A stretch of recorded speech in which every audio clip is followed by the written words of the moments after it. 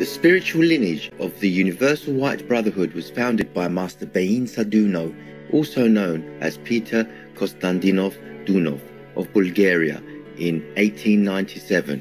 Master Beinsa Douno taught that the qualities of humility, obedience, honesty, goodness, intelligence, and nobility are foremost in spiritual practice. He explained that one should walk the path of love, wisdom, and truth.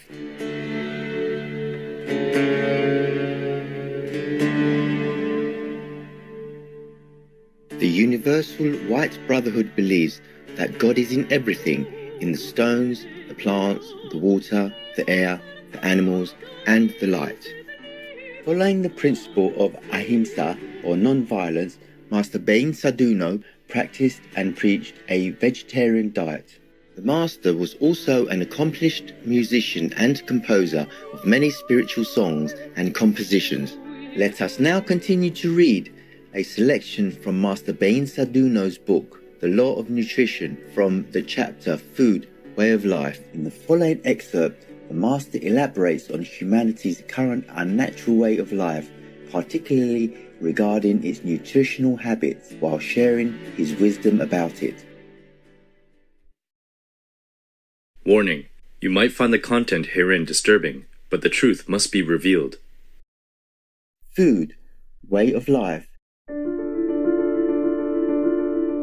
Now we have abandoned that true life and take away a life which is not God's will. We take an animal without it being willing and take away its life. We don't ask it for its consent. It wants to live, but we eat it. This is not a way to live.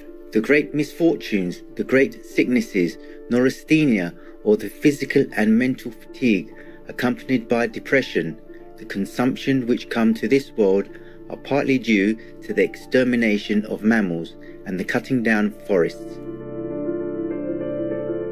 All the sicknesses are due to the unnatural situation which we allow in the world.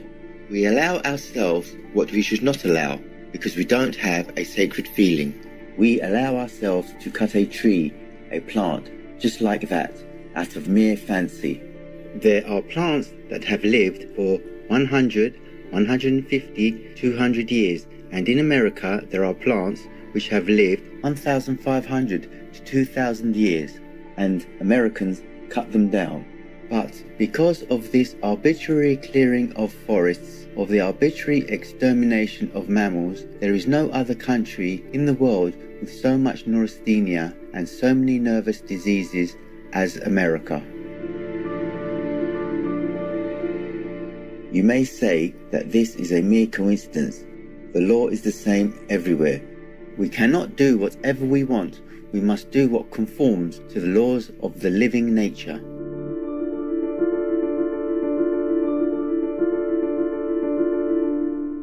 The true man eats through his mind. Man is situated amidst two systems, the mental and sympathetic nervous system. And after he departs from this world, these two systems continue to function in the other world. You may say, after death, the body melts away, it rots and disappears. No, there is something which does not disappear from the body, even after man's death. On the contrary, after one dies, that is precisely when he feels even more that he is connected to thousands and millions more creatures. So, no matter what people you used to be connected with before your death, you will feel this connection the strongest. If you were connected to people of the stomach, for example, that connection you will feel most. If you used to be connected with people of the lungs, the strongest connection you will feel will be that with them. Therefore, don't think that when you go to the other world, you will be free. If on the earth you used to be connected to people living only for their stomachs, in the other world you will be connected with their desires, which will constantly bother you. When somebody dies, if he used to love indulging himself in eating, when the physical body disappears, the capability of eating and drinking disappears as well.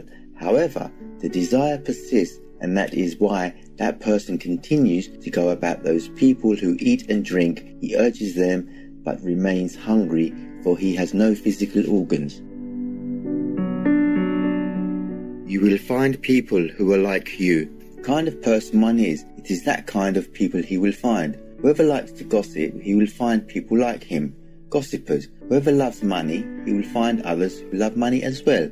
Whoever likes to drink, he will find drinkers like him.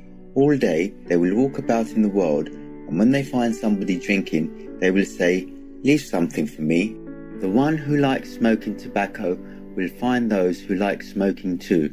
The ladies who like to put makeup on their faces will find others alike. Do you know how funny souls are? A soul thinks that it has hair, it has a face, that it sits in front of the mirror, putting makeup on it. There is no makeup. Then it puts on a dress and other clothing, but there is none. Things are much different there. It takes years until a soul acknowledges that it is just a dream. It's just like when you are dreaming that someone is chasing you, or when you are dreaming that you are rich.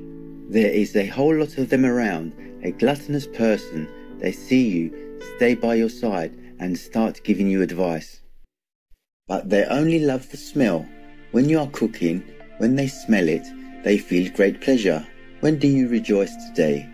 When you roast a pig, a chicken, a turkey, when you pour yourself some wine, then you sit at the tables, start rattling the forks, clinking glasses, drinking for health, for well-being throughout the world. However, these chickens and lambs are not pleased with your joy. They don't share it. Your joy is their sorrow. One day, the relations will change. Your fats will nourish the grass, which the sheep will peacefully graze. This will be the retribution for their meat, which you used for years. This is the great karmic law. Christ says, when we so understand life, all the miseries will disappear and light will be bright. You don't know why sheep graze the grass. This is a temporary method, for in the future, food will be consumed through the entire body, through its pores, without chewing. You may ask, what should we do? You must always keep open, light and clear the eye God has put into your souls, so that you can bathe in His light and warmth.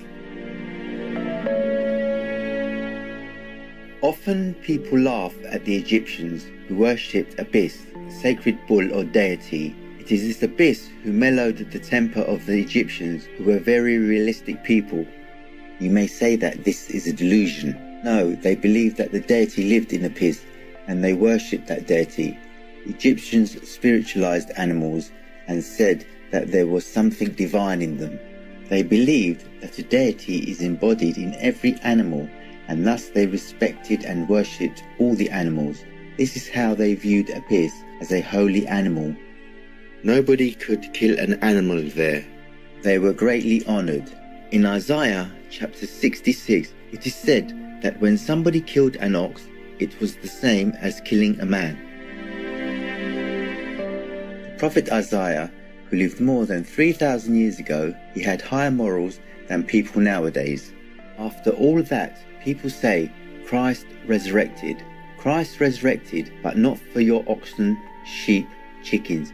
Until Christ is resurrected for all the living creatures, for your oxen, sheep, and lambs, you won't be allowed into the kingdom of the Lord. I use the words ox, chicken, sheep figuratively. 2,000 years ago, Christ said, you shall love your neighbour as yourself. There is something missing in this line. It is not whole. That is why I add, you shall love all living creatures, from the smallest to the biggest, as yourself.